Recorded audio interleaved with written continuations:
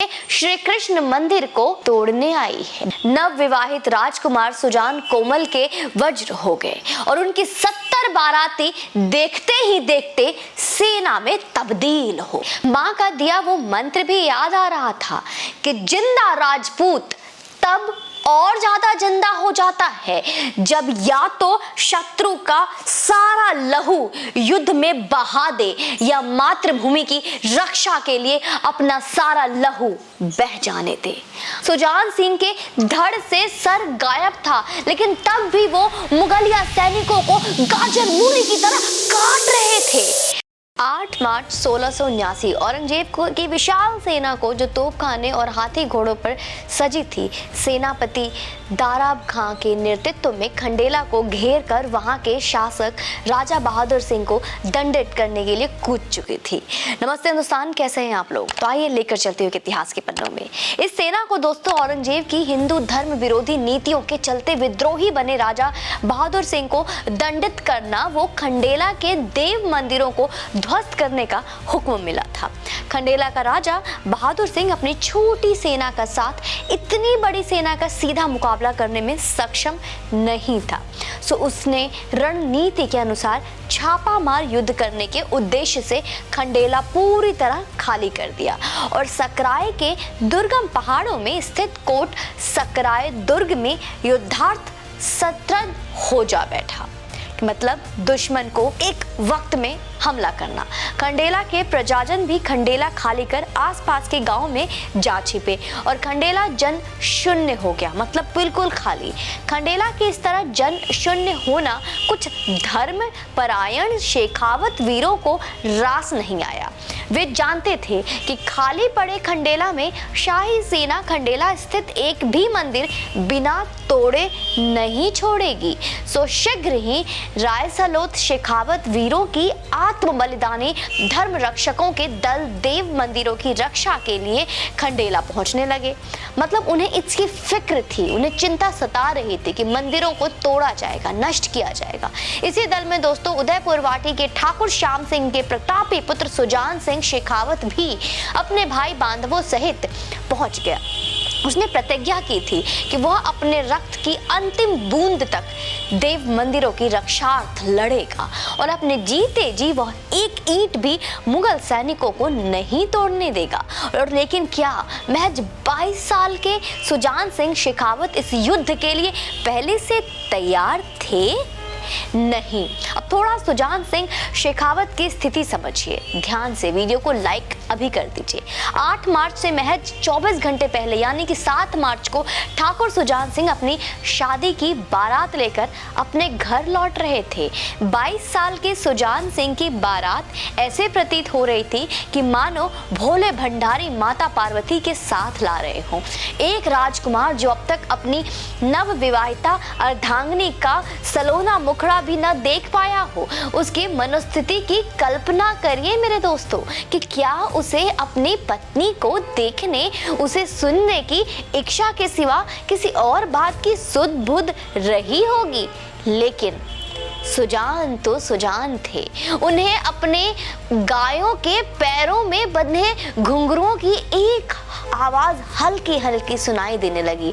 वो जब कुछ भी स्पष्ट सुनने में असमर्थ थे तो उन्होंने अपने लोगों को इस आवाज के पीछे क्या है पता लगाने को कहा। गुप्तचरों ने उसके बाद जो सूचना सुजान को दी, उस सूचना ने मानो सारा मौसम ही बदल दिया, उनके मन के हालात ही बदल दिए। गुप्तचर ने बताया कि औरंगजेब की फौजें देवड़े में आई है और इस सेना का मुखिया दराब खान है। यह सेना खंडेला के श्री कृष्ण मंदिर को तोड़ने आई है, ध्वस्त करने आई है। और फिर बिना एक पल गवाए नव विवाहित राजकुमार सुजान कोमल के वज्र हो गए और उनकी 70 बाराती देखते ही देखते सेना में तब्दील हो गई।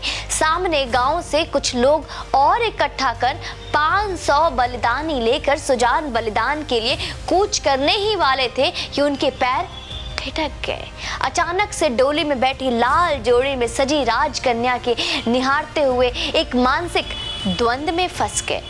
राजकन्या डरी हुई थी, सहमी हुई थी। माँ का दिया वो मंत्र भी याद आ रहा था कि जिंदा राजपूत जिंदा हो जाता है जब या तो शत्रु का सारा लहू युद्ध में बहा दे या मातृभूमि की रक्षा के लिए अपना सारा लहू बह जाने दे। अरे जिंदा रहने का मतलब बस सांस लेना थोड़ी है। जिंदा तो वो है जिन्हें मृत्यु का भय नहीं है। तो दूसरी तरफ उस डोली में बैठी राजकन्या से किया हर एक वादा याद आ रहा था जो 7 फेरों में उसने साथ लिया था, साथ देने का।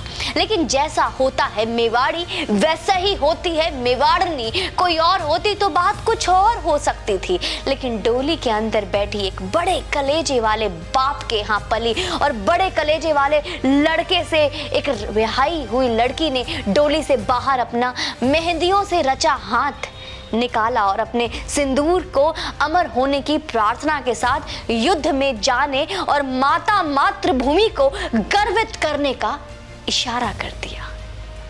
धन्य है वो। और फिर जो हुआ इतिहास कहता है मेरे सनातनी दोस्तों, भूतो न भविष्यति था वो। एक कवि का दोहा है।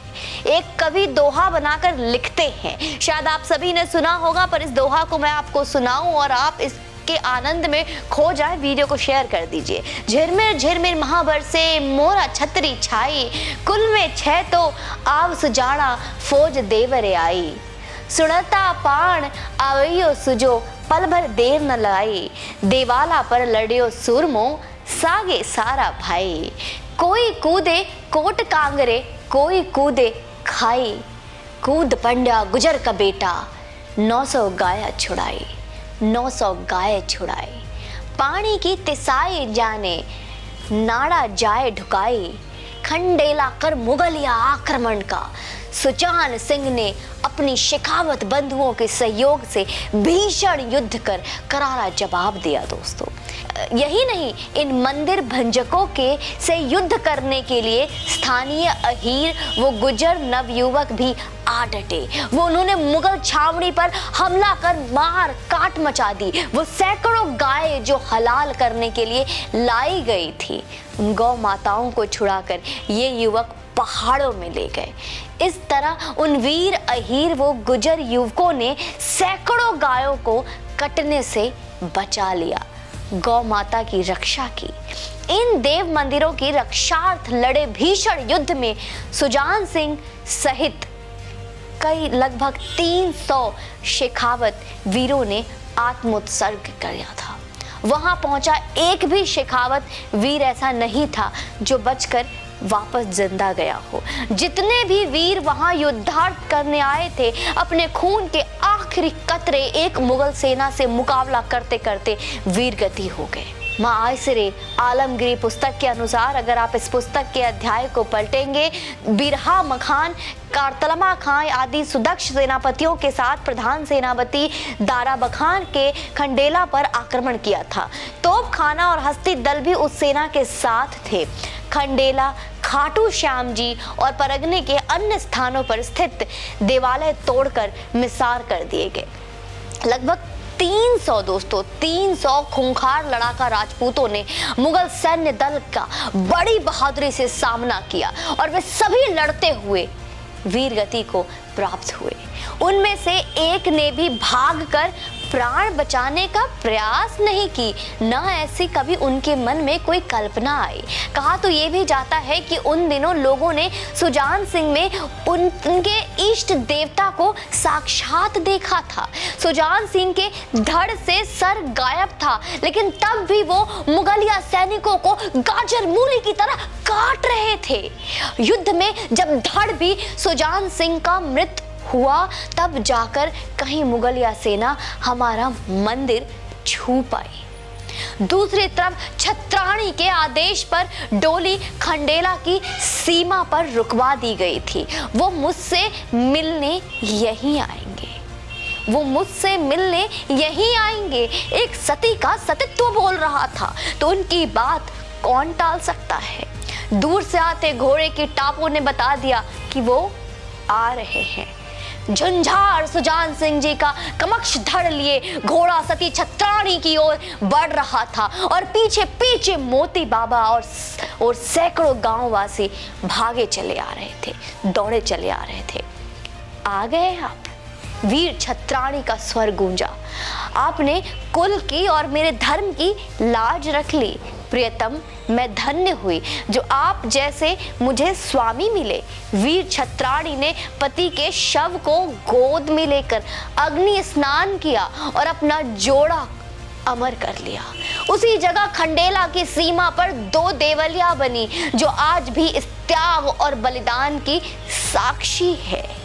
आज भी झुंझार जी महाराज और सती माता की पूजा वहां की जाती है और वहां पूजा करने से मनोकामनाएं पूर्ण भी होती है। दोस्तों, आप भी कभी वहां जाएं तो उन वीर देव पुरुष और सती माता का आशीर्वाद अवश्य लेवें। और अब ये जो मैंने आपको वीर गाथा सुनाई है उसको अपनी मस्तिष्क और अपने हृदय में स्थान देकर जाए। राजस्थान की वीर प्रस्तुता धरती ने अगणित वीर पैदा किए। पुराने गांव में आज भी उन वीरों की गाथाएं लोक कथाओं गीतों में गूंजती है। कभी कभी जब अपने इन इतिहास के पन्नों से यूं मैं गुजरती हूँ तो मन करता है कि काश यह वक्त मैं यही काश रोक पाती और इस गर्व के एहसास को और थोड़ा जी पाती।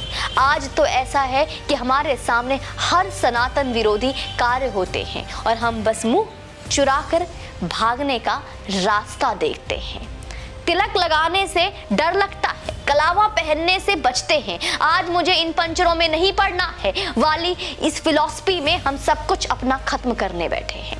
हम रेत में गर्दन डालकर यह सोच रहे हैं कि हमें तो कोई प्रॉब्लम ही नहीं दिखता है। काश कि मैं और हम इस वक्त को रोक पाते। काश कि हम उस वक्त में थोड़ा और जी पाते। जब मैं इन गाथाओं को महसूस करती हूँ, एहसास करती हूँ तो मुझे घृणा आती है, शर्म आती है, लज्जा आती है कि हमारी आज की सनातन की बहन बेटियां किसी आफताब और अब्दुल की शिकार बन रही हैं। कमेंट बॉक्स में आपका अभिनंदन है, स्वागत है। अपने दिल के अंदर तक झांक कर देखिए और फिर जो शब्द निकलते हैं वो कमेंट बॉक्स में लिखिए। वीडियो को अवश्य शेयर कीजिए। हमारे टीम का मनोबल बढ़ाने के लिए हमारी सहायता करें और चैनल पे यूं ही बने रहें। वीडियो को ज़्यादा से ज़्यादा लाइक अवश्य करें। ये तो बस शुरुआत है, ये कारवां रुकना नहीं चाहिए। जो कदम हमने उठाए हैं ये रुकने नहीं चाहिए और ये हम सभी सनातनी का कर्तव्य है। जब हम साथ मिलकर चलेंगे तो न रुकेंगे, न टूटेंगे, न झुकेंगे। बाकी आप पर छोड़ती हूँ मैं। जय हिंद, वंदे मातरम।